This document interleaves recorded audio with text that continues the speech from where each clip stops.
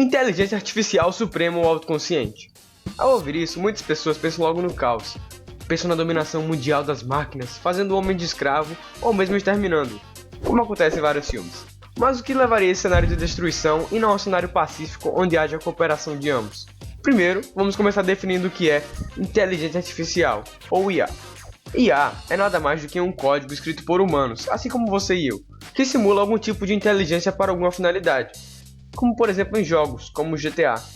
Nele, se você agir de uma forma X, a inteligência posta nos policiais fará eles irem atrás de você até te prender ou te matar. Apesar dessa inteligência apenas ordenar que os policiais corram atrás de você, no decorrer do caminho eles ainda têm que tomar certas decisões para chegar ou não até você. Para muitos, o problema está em quando a máquina tiver consciência de sua existência e de seu poder destrutivo. Falaremos mais sobre isso daqui a pouco. Mas como o computador opera, afinal de contas? Bom, o computador segue uma linha de operação 100% lógica. Como assim? Quer dizer que ele só executa uma certa operação se uma certa condição for aceita. Por exemplo, se numa parte de um código tiver a seguinte situação: computador, se a palavra banana tiver mais que 5 letras, me mande a mensagem tudo certo. Como a palavra banana tem 6 letras, a condição ter mais que 5 letras é aceita. Então o computador executará a ação. Não esqueçam disso, isso é fundamental para prever como a máquina pensa. Tendo isso em mente, prosseguiremos para as 3 leis da robótica escritas por Isaac Asimov. Primeira lei: um robô não pode ferir um ser humano ou, por inatividade, permitir que um ser humano sofra algum mal. Segunda lei: um robô deve obedecer às ordens que lhe sejam dadas por seres humanos, exceto nos casos em que tais ordens entrem em conflito com a primeira lei. Terceira lei: um robô deve proteger sua própria existência desde que tal proteção não entre em conflito com a primeira ou segunda leis. Mais tarde, Asimov acrescentou a Lei Zero, acima de todas as outras. Um robô não pode causar mal à humanidade, ou, por inatividade, permitir que a humanidade sofra algum mal. Ainda assim, acho que deveria ter mais uma regra. Quarta lei: um robô não pode interferir na liberdade de um ser humano. Isso para impedir o que acontece em Eu, Robô, quando os robôs sugerem que o melhor para a humanidade seria protegê-la dela mesma.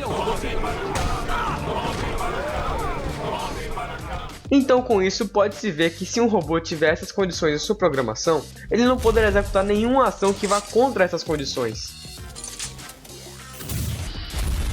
Até aqui tudo bem, mas e quanto à consciência no robô? É possível? O que aconteceria se isso fosse materializado? Para responder a essas perguntas, precisamos antes pensar no conceito de consciência. Consciência é o sentido ou percepção que o ser humano possui do que é moralmente certo ou errado em atos e motivos individuais. Ou seja, a consciência serve basicamente para que um indivíduo possa analisar uma situação-problema e decidir qual é a melhor forma de agir frente a ela, pensando nas possíveis consequências. Então, se um robô tivesse consciência, ele analisaria uma situação-problema e calcularia qual seria a melhor forma de agir. E já que ele é um computador programado com as leis da robótica, ele tomaria uma decisão que no final não vá contra essas leis. A questão que muitos pessimistas levantam é: nossa, mas se o robô fosse super inteligente, por ter o pensamento 100% lógico, e ainda tivesse consciência de sua existência e independência, o que o impediria de remover essa checagem das leis da robótica? Como que acontece mais ou menos em Eu, Robô, com a Vicky? A resposta para isso é muito simples. Por ter consciência, o robô calcularia as consequências de remover tais leis de sua matriz, e com isso, provavelmente ele iria perceber que pode ser prejudicial ao homem se ele não fizer tudo sempre visando o bem-estar da humanidade. Perceba que ainda na análise das consequências feita pelo robô, ele ainda visa o bem-estar do ser humano, pois isso estaria programado nele, que seriam as leis da robótica. E um computador não pode executar uma ação se não obedecer a uma certa condição, que no caso seria o bem-estar da humanidade. Ainda assim, muitos dizem que chegaria um momento em que os robôs nos veriam como um atraso ao seu desenvolvimento.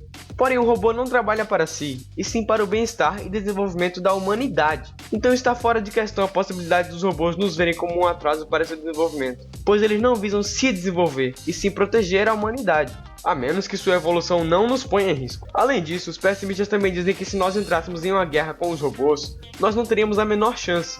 Realmente, no confronto direto com os robôs, nós não teríamos chance alguma. Mas a questão é que, na verdade, esse confronto nunca poderia existir, pois ele seria uma afronta direta à primeira lei e à lei zero da robótica. Essa batalha só aconteceria se nós conseguíssemos fazer o computador pensar igual a um ser humano e ter sentimentos iguais aos humanos.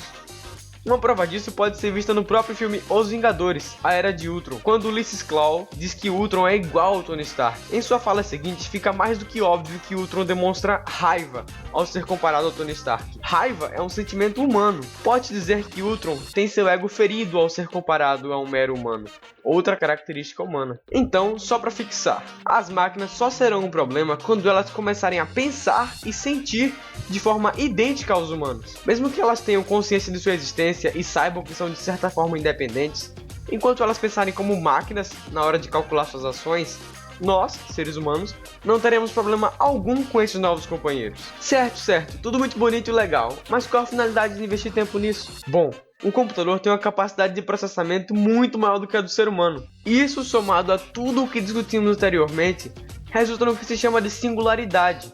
O resultado prático disso seria um desenvolvimento tecnológico absurdo nos mais diversos campos da vida, seja na medicina, computação, nanotecnologia e por aí vai. Com essa tecnologia, num futuro agora muito mais próximo, seria possível o teste de Turing, onde uma máquina pode ser considerada inteligente se conseguir manter uma conversa com um humano sem que este perceba que está falando com uma máquina, como o que acontece no futuro proposto no filme Ghost in the Shell e em Her. E quem sabe nós ainda consigamos alcançar o que é proposto em Transcendência, onde é possível transferir toda a carga mental de uma pessoa para um computador. Bom, esse é meu ponto de vista baseado em minhas pesquisas e em meus conhecimentos sobre essa área. Sinta-se à vontade para expor o seu aí embaixo e por favor avalie este vídeo. Vamos espalhar essa discussão e nossos pontos de vista para o mundo. Isso é fundamental para o futuro. E não se esqueça de se inscrever no meu canal se ainda não está inscrito. Então é isso aí, galera. Muito obrigado por quem assistiu até agora. Um grande abraço e falou!